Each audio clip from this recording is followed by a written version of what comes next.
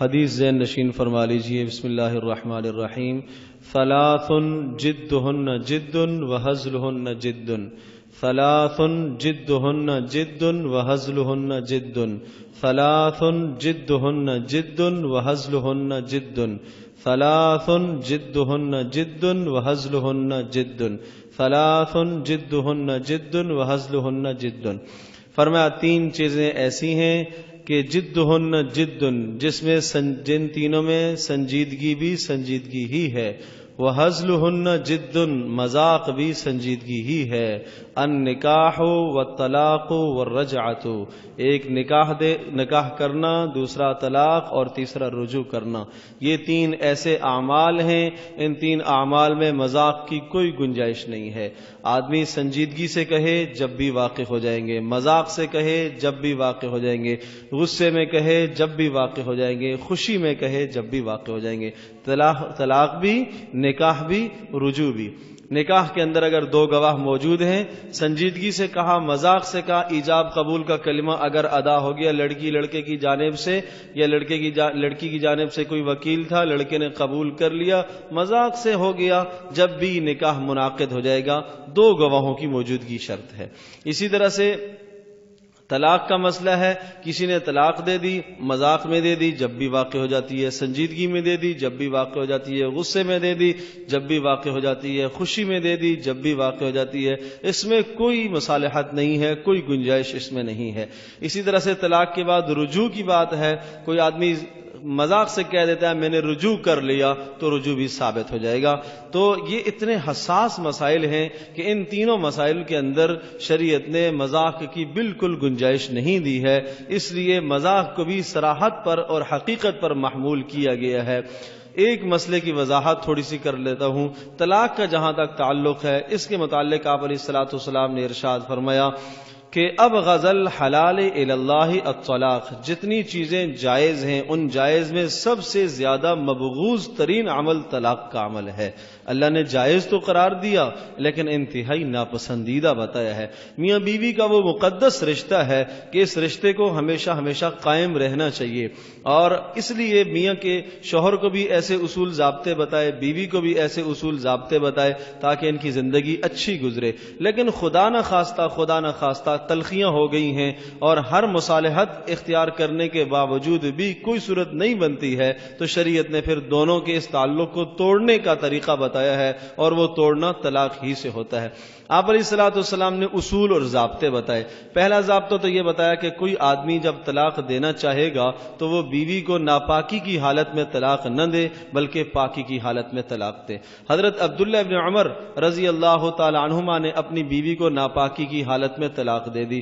حضرت عمر کو پتہ چلا، انہوں نے آ کے نبی پاک صلی اللہ علیہ وسلم کو بتایا کہ یہ معاملہ ہوا. آپ علیہ السلام نے انتہائی ناپسندیدگی کا اظہار فرمایا. تو معلوم یہ ہوا کہ اگر کوئی آدمی ناپاکی کی حالت میں طلاق دے دیتا ہے تو یہ آپ علیہ الصلوۃ والسلام کے نزدیک انتہائی ناپسندیدہ گو کہ طلاق واقع ہو جاتی ہے.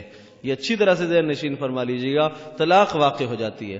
ایک طلاق دی تھی عبداللہ ابن عمر نے، تو آپ نے ارشاد فرمایا کہ رجوع کرو، اور جب وہ پاک ہو جائے تو پھر دوبارہ دینا، اگر دوبارہ ضرورت پڑی تو پھر دے دیجیے گا، لیکن ایک طلاق.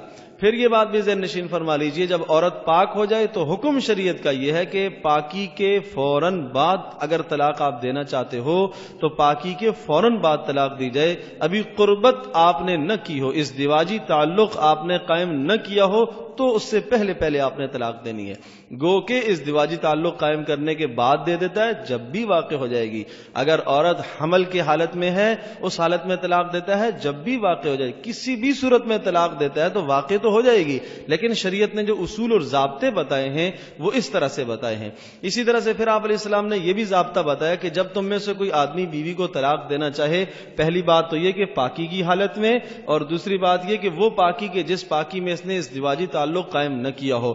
تیسری بات یہ کہ ایک طلاق دے.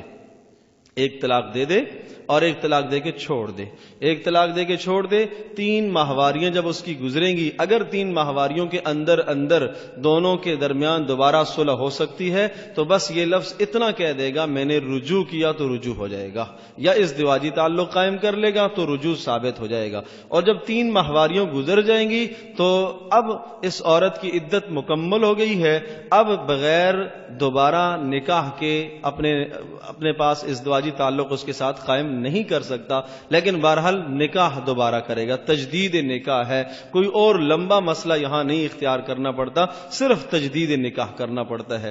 لیکن اگر خدا نخواستہ 3 طلاقیں یہ دے دیتا ہے، چاہے ایک لفظ کے ساتھ 3 طلاقیں دے یا الگ الگ 3 طلاقیں کر کے دیتا ہے، تو 3 طلاقوں کے بعد مصالحت کی کوئی گنجائش نہیں ہے، کوئی گنجائش نہیں ہے، کوئی گنجائش نہیں ہے۔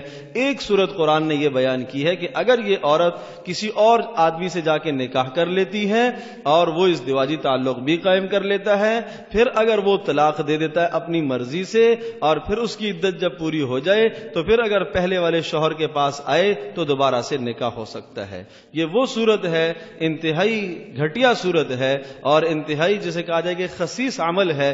آپ علیہ الصلوۃ والسلام کے زمانے میں ایک آدمی نے اس طرح سے 3 طلاقیں دے دی اور اس قدر ناراض ہوئے، نسائی شریف کی روایت ہے، آپ نے ارشاد فرمایا کہ اتلعب بکتاب اللہ عز وجل، اللہ کی کتاب کے ساتھ تم کھیلتے ہو، وانا بین اظہرکم، میں تمہارے درمیان میں موجود ہوں۔ ایک آدمی کھڑے ہوئے کہ اللہ کے رسول مجھے اجازت دیجئے میں اسے قتل کر دوں۔ اس قدر آپ کو اس نے سنگین غصہ کیوں دلایا؟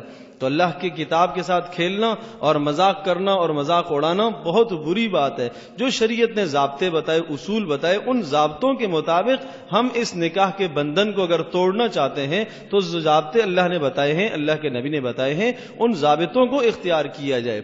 عرض کر رہا ہوں 3 طلاقیں دے گا جب بھی واقع ہو جائیں گی، پاکی کی حالت میں دیتا ہے جب بھی واقع ہو جاتی ہے، ناپاکی کی حالت میں دیتا ہے جب بھی واقع ہو جاتی ہے، حمل کے زمانے میں دیتا ہے جب بھی واقع ہو جاتی ہے، لیکن جو شریعت نے ضابطے بتائے ہیں ان ضابطوں کے مطابق اگر دے گا تو گناہگار نہیں ہوگا، اور اگر ان ضابطوں سے ہٹ کر طلاق دیتا ہے تو یقیناً وہ گناہگار ہوگا۔